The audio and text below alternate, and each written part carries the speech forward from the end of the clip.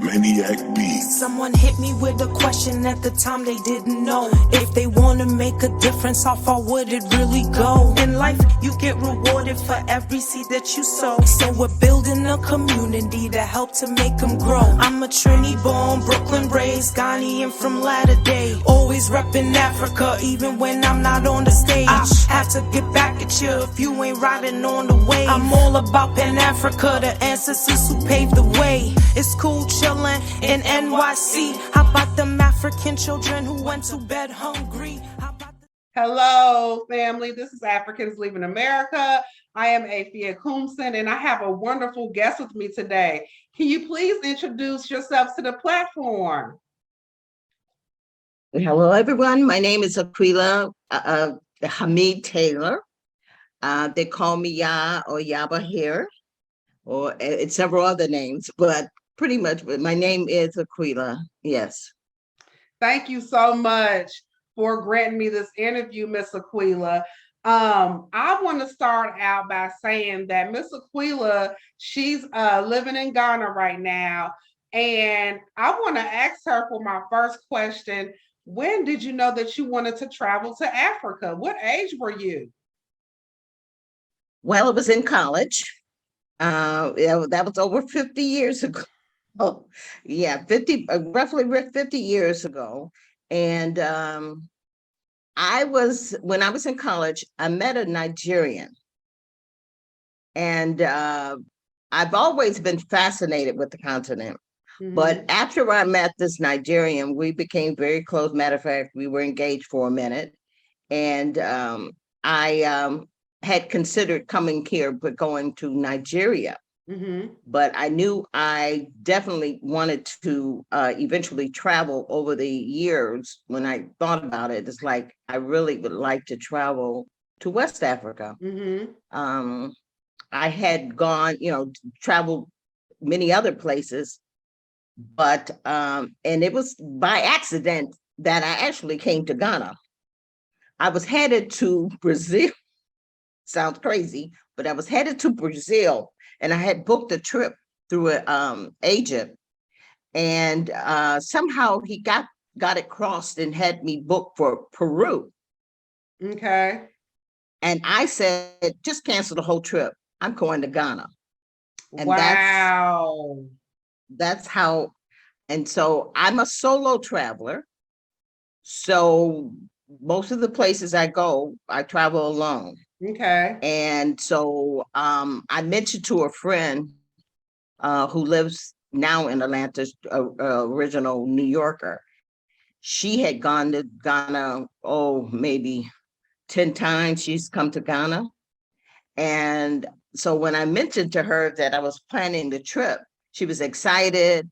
And she insisted on me contacting someone here in Ghana, because I'm one of those brave, I just go for it. It's like wherever I decide to go, it's like I'm going, whether I know someone there or not. Mm-hmm. And she did, it was a sister that she knew that was from New York, that was doing volunteer teaching here in the ground in Ghana. Okay. And so, and it was fortunate because when I arrived, I had made arrangements for where I would stay. That didn't pan out. My driver didn't show up. When my first trip here, my driver didn't show up. I had arrived on like a late flight. So it was like 10 or 11 o'clock. I'm at the airport in Accra. Sounds like my flight. Not knowing one person, not one person, not knowing how I would get around, where I would stay, since I had booked an Airbnb, but the person never picked up on the phone to connect. So I didn't know where to go, what to do. So I said, I'll sit here. Surprisingly, I never got nervous about it. Mm-hmm.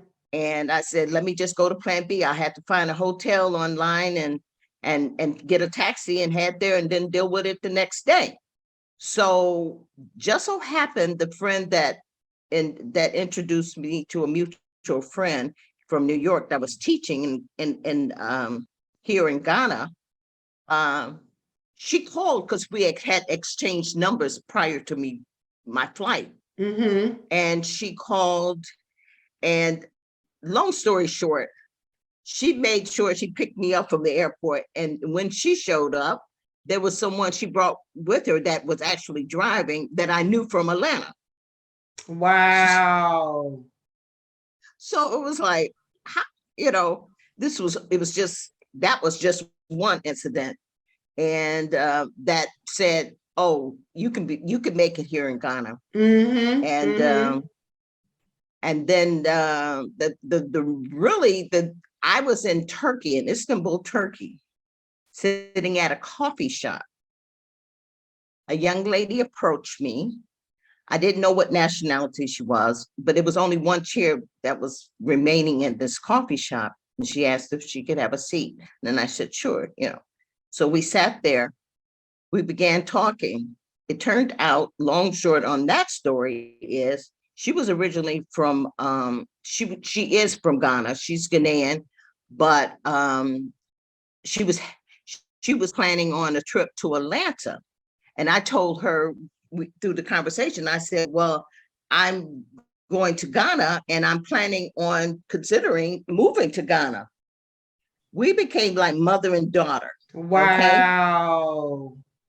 And so because so she came to Atlanta, spent a month with me. We got to know each other well. And she said, Mommy, you come back to Ghana, you come to Kumasi and you stay with me. And so I said, okay. And we did. And that was in after COVID, because unfortunately, during the time from the time I met her, she lost both her parents. They both passed. They both transitioned. And so she said, I'm an orphan now. I said, no, you're not. You have me. Yes. I'm your mommy. Yes. So, yeah. Yes, ma'am. So that's how I first I was living in Kumasi. Mm-hmm. And then but I like ocean, the water. Yeah. And Kumasi is like there's lakes, but there's no ocean. Mm-hmm. And there's a difference. Mm-hmm. And that one of the reasons I wanted to come to Ghana was because of the ocean. Mm-hmm. Mm-hmm.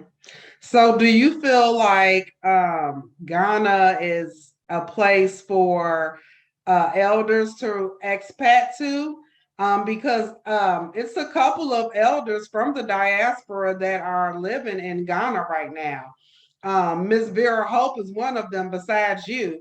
And she loves it. You know, it's written all over her face that, that's where she's Vera supposed and to I be. talk almost just every week. Vera and I touch bases. We talk. Yes. Yes. She's trying to persuade me to come to Pram Pram, where she is. Okay. Okay. But for various reasons, I explained to her I needed to move closer into the city because of what happened last year, which we'll get to about my health. And as far as what I recommend economically, I think I think it's more practical for various reasons. Yes and no. To be, I try to be honest about yes, the whole thing. please. If you're in relatively good health, I'm in my 70s. Vera's in her 70s. There's a few other ladies that are around the same age. And if you're at that age, if you have health issues, I wouldn't recommend unless you live in close into Accra, where the medical facilities are. And but economically, if there's some way, because the housing market is getting very expensive here. So the only affordable housing is pretty much on the outskirts. You can buy land for less and build. But if you try to live inside the city, it's like living in New York. Yeah. I've noticed that a lot of housing has went up, especially in Accra. I'm not sure about Elmina, because that is closer to the ocean. But I know Accra. Well, that's the thing about here. Ocean, they don't put a lot of value on like oceanfront property. I think that's eventually will change. Elmina, like where I live in Winterberg, I'm right at the ocean. I'm really like where Vera, she can walk 10 minutes. I'm not that close, but I can get in the car and within 10 minutes I'm at the beach. Yes. Yes. Yes. And but anything close to a crime, you're gonna pay prime dollar to live. So as far as older retirees, if you've retired with a nice little chunk of change, then maybe. But if you for health insurance purposes, I recently was inquiring about health insurance. I have health insurance back home, so it's not an issue. But it does mean if I have any where I want to take advantage of my healthcare insurance, it would be more practical for me to go back home to get medical, like hospitalization, depending on what it is, because that's the flip side. It's affordable medical. I when I did the research with getting insurance here, because I have pre-existing health problems, the premiums was going to be a lot different, and it was going to be a lot more complicated to get someone to insure me. Okay. So I said, that's okay. I'll pay out of pocket. And then as I mentioned on my Facebook, social network page, that I had a little problem with my leg, and I paid out of pocket for everything, but even an MRI, I could not believe I wouldn't have been able to pay that low amount for an MRI in the States. It would just been thousands. This was nowhere near. Okay. Medication, much cheaper here. Oh yeah. It's almost a shame. Yeah, it's almost a shame when you look at what, say, the US charge for medication that you can get here for just about nothing. I mean, literally, if you convert it to dollars, just literally $2 or $3 for medication, you may pay maybe hundreds or $50 or $60 for. Wow. In the States. Wow. So being the couple of things that have happened to me with my health last year, when I slipped and I broke my ankle, and I mean, it was detached from my foot. So I had to have 2 major surgeries. And I spent a month in the hospital in Pantane, which is like going north of Medina in Accra. Okay. And that was a challenge. And that opened my eyes to where I realized I need to be closer, because after the surgery, I had to go back several days a week for wound care.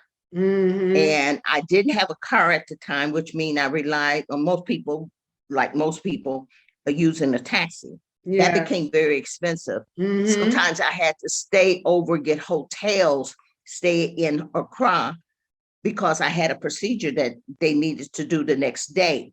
So it became very expensive, not so much the hospitalization, because I spent a month in the hospital, and I'm I can tell you that I paid cash, which I looked into with my insurance in the States. They said they would reimburse me 40%. They didn't. They never did. It took me over a year trying to get to be reimbursed, and they finally just denied it. After saying they didn't receive a lot of documentation they had requested, and that wasn't so. So it simply was denied, but I had to pay roughly close to $10,000 out of pocket. Wow. US dollars? US dollars. But it would have been much more expensive had I been in the States and had to pay out of pocket. I probably couldn't pay it. Yes, ma'am. So, do as you far feel as like the service, as far as like the healthcare system in Ghana, is up to standard? As far as what we're used to in the States, I know it's cheaper as far as the money goes, but what about the standard of the healthcare system? I had bad experiences. Okay. Now, where I had my surgery, I understood it to be having some of the top orthopedic doctors because they specialize in individuals with severe spinal deformities, Mm-hmm. and they do surgery. Volunteer doctors come, the best, the top dollars from around the world come there, and they volunteer time doing surgeries for a lot of the people with these, especially young children with spine deformities. Mm-hmm. So they were top in what they did. It's just what I'm accustomed to, but you pay for it in the state, and I tell people that a lot. You in the hospital that I was in, some of the hospitals do not serve food. You definitely do not get any toiletries, but I've spent enough time in the hospital to know when you get a Kleenex in the hospital in the US, you have paid for that box of Kleenex, so take it home with you. Mm-hmm. Mm-hmm.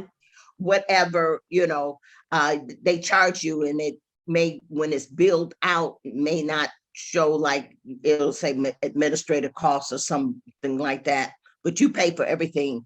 All those towels, you don't get a towel, you don't get soap in here in the hospital. I was just shocked.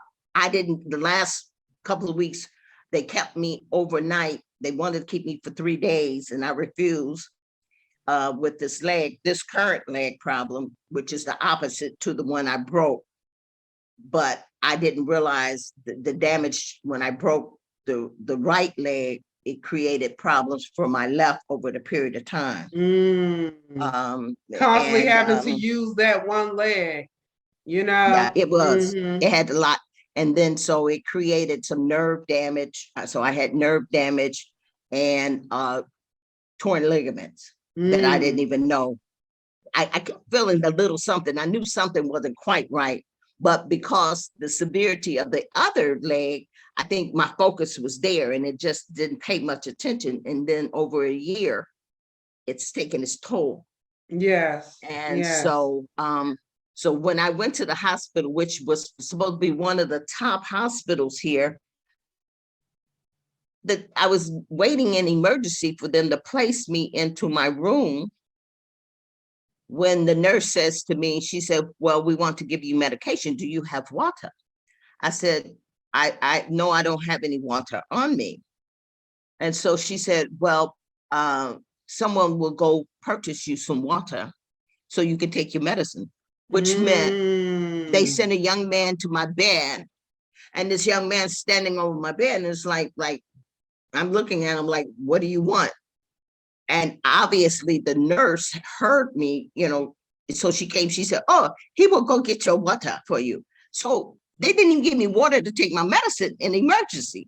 So that give you a clue. So yeah, it's quite different. Oh yeah. Yes, it's Oh less, yeah. but you get no bells and whistles. Okay, Right. There's no bells and whistles, and that's why I try to explain to him. I said, back home it's like living in an upscale hotel. When I go to the hospital,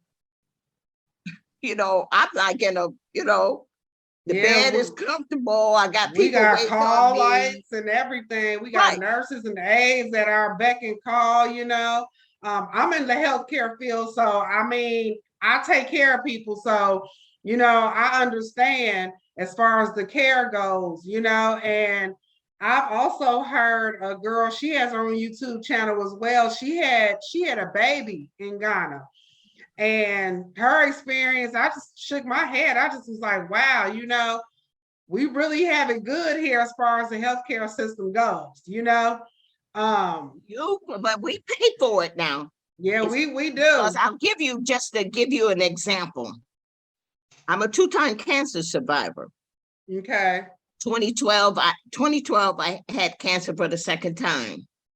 And my chemo drugs that they gave me, I received the bill, well, invoice, but it wasn't, it was just medication. Just my chemo was $80,000. That was just my chemo. That was none of the surgery, none of the doctor, none of the other medicines. It was just my chemo drug. Where that bill was $80,000.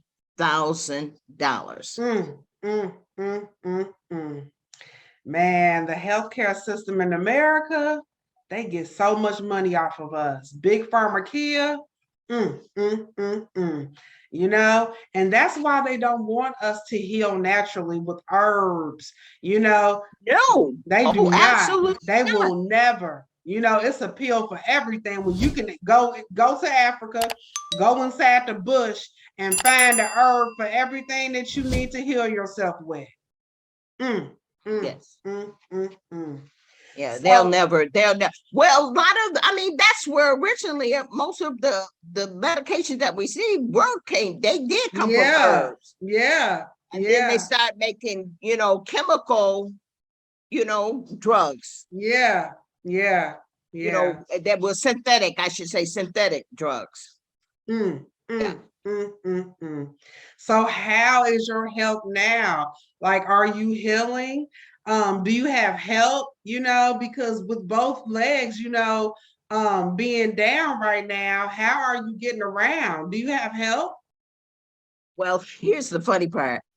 I'm a fighter, and my close friends and family, they stay on me because as soon as I feel just a little better, I'm up at it. Yeah. When you see me down, the last few weeks back, I literally couldn't do anything. And so I was really off my feet. The last week or so, it's been better. I've been able to stand because I drive. I have a car here. I drive myself. They think I'm crazy because even when I was in pain, I drove, which is like 2 hours away, to the hospital. And after I saw the doctor, and the doctor, I told them that was the day they wanted to keep me. And I said, no, I have to come back. I told them I would stay in a hotel overnight and then come back the next day. Well, one of the employees at the hospital that wheeled me out in a wheelchair, one of the friends that lives here, she rode with me to the hospital. But she's uncomfortable in driving here in Accra, which most people are. It's like crazy driving here. Yeah, so most people don't like to drive. They'll run you over. But I tell them I've been driving for too long and I'm used to having a car to get around. So I have a car, I drive myself. So when the employee wheeled me out in the wheelchair to the car, Barbara pulls the car up to the round, the entry where you pick up passengers and let them off at the hospital in the front. And so the guy that's pushing me in the wheelchair takes me to the passenger side. And I said, no, I'm the driver. And he's looking at me like, you the driver? You in the wheelchair? And he said, I said, yes, I'm the driver, so I have to go to the driver's side. And so that was kind of funny, I thought, because he was like, you in the wheelchair? You see, yes, I'm in the wheelchair, but I'm the one to drive, or we're not going anywhere. I can tell you are a fighter, against all odds. You went to Ghana, you got your own vehicle, you've been in the hospital several times, you've been able to get yourself back and forth, heal yourself. So do you have children here in the States? I have 2 adult children and 1 grandchild that's in the States. And how do they feel about you living in Ghana? Well, they kind of know their mother. They know that I'm the type of person, and they've been around me a long time. I was just teasing. Someone else just asked me, did I have children? I said, yes, I have 2 children, but we all have AARP cards. So, so they're not, young. Right. But they pretty much know my personality. When I set my mind to do something, it's like they know there's no point. Yeah, yeah. It's already done. Once you set your Yeah, mind to it, that's it's it. already done. It's already Yes. done. So do you feel like they will come to Ghana and visit? Do you think that they will like it? No. My Really? children have no, I don't think anything that connects them. Unfortunately, and I feel bad. Sometimes I feel bad that I didn't do my part sometimes, but then I realized that was just not their interest. It was my interest. It was Yeah. my desires, my dreams, Mm-hmm. and they Mm-hmm. have their own, you know? So they respect my decision to do what I did. And I respect that if they choose not to come here, which is one of the reasons, I'm um, giving it a lot of thought into buying property here as opposed to just renting. I'm up in age. I've owned several homes throughout my lifetime, so it's not something new, Mm-hmm. So it's not like, okay, I got to buy a home because I never owned a home. That's not the situation with me. Mm-hmm. And not only that, if I have to be realistic, something happened to me, then I have a piece of property here. My children have no desire to ever come. I would have to have some legal representation here, like as I do in the States, to handle my estate, Yes. you know. And it's like, do you really want to, get to that point where you got things here, you got to, right now, I rent an apartment and I just shipped all the rest of my things. So I have a house full of things here, Mm-hmm. but I never concern myself with, because things come, I've had things all my life. Mm-hmm. So I don't concern myself, but a piece of land here and a physical structure is a little different, Yeah. in owning. And if I was to transition, what happens to that? So Mm-hmm. I have to take Mm-hmm. those things in consideration. At this point, I'm not a young person, and I don't have children here. I don't have a spouse here, Right. nothing. So So, those are things that I would suggest if an older person my age decides to make that move, whether they should buy property here, because it's a big responsibility. Even obtaining the property, there's a lot of loopholes and legal things that you have to be very cautious with in purchasing, because there's some nefarious people here do nefarious things that you have to be careful about. And um, and then depending on where you purchase the land and build the house, there's still issues with dependable water here, mm-hmm. electricity, Mm-hmm. internet. Yeah, all those things you have to take in consideration when you move here. Mm-hmm. Even Mm-hmm. simple shopping. I'm not.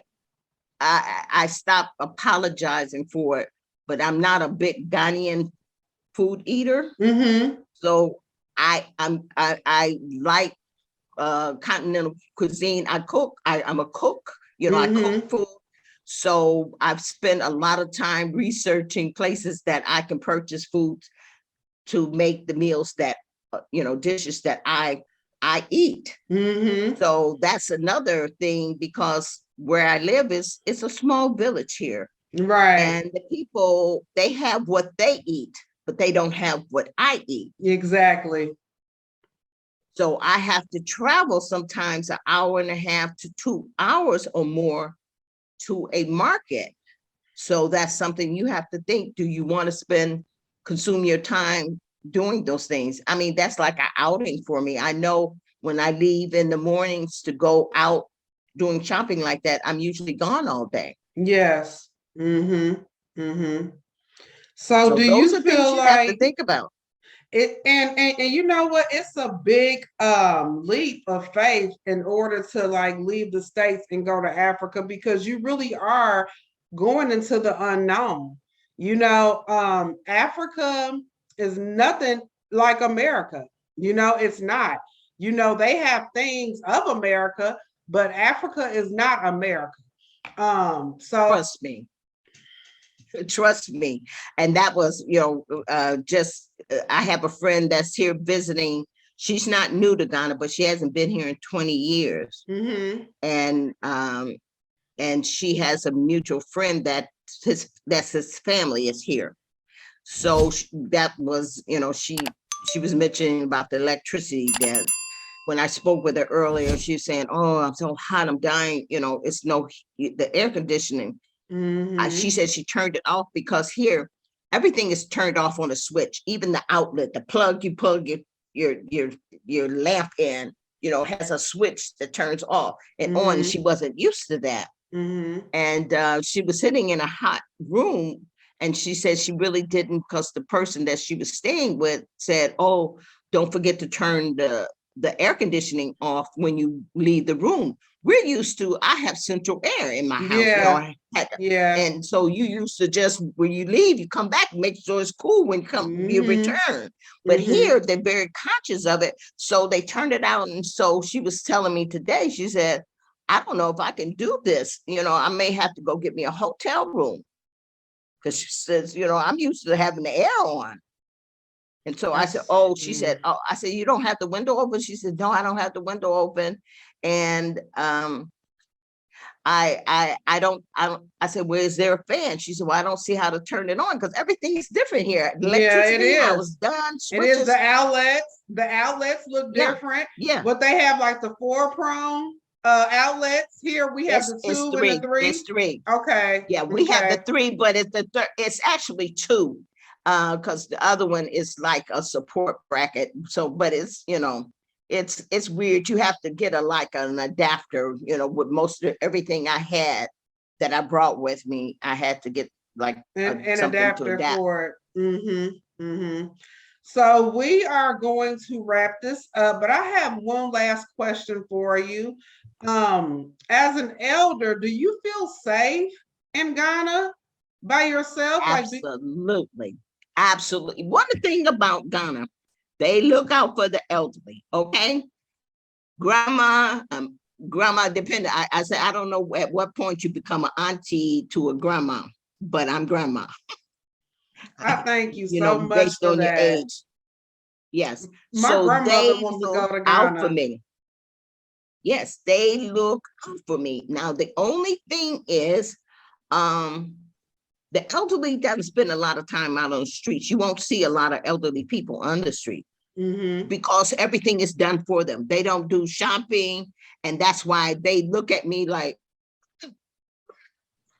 you should not be doing this. You Mm-hmm. should be this. It's like, I'm not that kind of grandma. They look at me Right. driving, and there's like, it was a younger guy that used to drive for me. He says, "Oh, grandma, you have a car?" It's like, yes, grandma has a car, grandma Mm-hmm. drives. Yeah. So as safety, I feel, I never, I feel safe walking down the street. I feel safe going to the store. When you go to the bank, I'm not saying you do ridiculous things. I never concern myself with, "Oh, somebody's gonna come up behind me at the ATM machine." I know. Like here in the States, man, it's like you got to be careful as an elder, you know? And someone of my age too. I'm in my early 40s, so it's like, we all have to be safe, especially as Black women and Black men. We already have a target on our back here, period. And that's why we are seeking greener pastures in Africa, not just for safety, but for healing as well. We have a lot of healing to do. We really have PTSD, from being here all these years. And another question I wanted to ask you was, how was it growing up as a young child, teenager back in that era? Well, fortunate for me, we always talk about a lot often people that grew up poor said they didn't know they were poor when they were young. They didn't realize they were poor. Fortunately for me, matter of fact, I'm in the process of writing a book about my whole move from my childhood growing up, where I came from, what I experienced, and I want to end it with my life here in Ghana. That's my book that I'm working on. But growing up for me, there was a lot of challenges in sense that about colorism with people a lot. I come from a family, my mother is and that's an issue here in Ghana as well, colorism. Unbelievable. I said I leave one issue in one part of the world and come to another.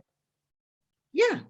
And so I grew up civil rights, I grew up through the whole, that whole thing. That was the challenge for me. One day sitting at home, and it was like one incident behind another. I'm looking at my people being shot down in the streets like dogs, hunted dogs. I was crying every day. My heart was bleeding. And I said, I've spent over 70 years of my life in this country. And it looks like it's just nothing. Nothing has changed. I said, I have to go. I said, even at this point, I have to go. I can't. So I sort of detached myself, unfortunately, from the U.S. I don't get involved in any politics. Political people want to talk to me when I talk to them in the States. It's like, I'm sorry, I don't care. It's like you don't want to hear it. You don't want to hear it. And I'm gonna tell you something. I'm the same way. Even though I live here, I don't watch the news. I have television if I want to, but I choose not to. Because I don't want to involve myself in America's politics. I don't want to involve myself with anything that America has to offer. I'm here, living here right now, but this is not my permanent resting spot. So I just thank someone's at my door. Yeah, I know it's time. Thank you so much. Thank you so much. Thank you. I will put your information in the description box so people can contact you and also get into your group and see what you're doing in Ghana as well. Okay, great. Thank you so much. Have a blessed day. You too. Thank you. Maniac B. Someone hit me with a question at the time they didn't know. If they want to make a difference, how far would it really go? In life, you get rewarded for every seed that you sow. So we're building a community to help to make them grow. I'm a Trini born, Brooklyn raised, Ghanaian from latter day. Always repping Africa, even when I'm not on the stage. I have to get back at you if you ain't riding on the wave. I'm all about Pan-Africa, the ancestors who paved the way. It's cool chillin' in NYC. How about them African children who went to bed hungry?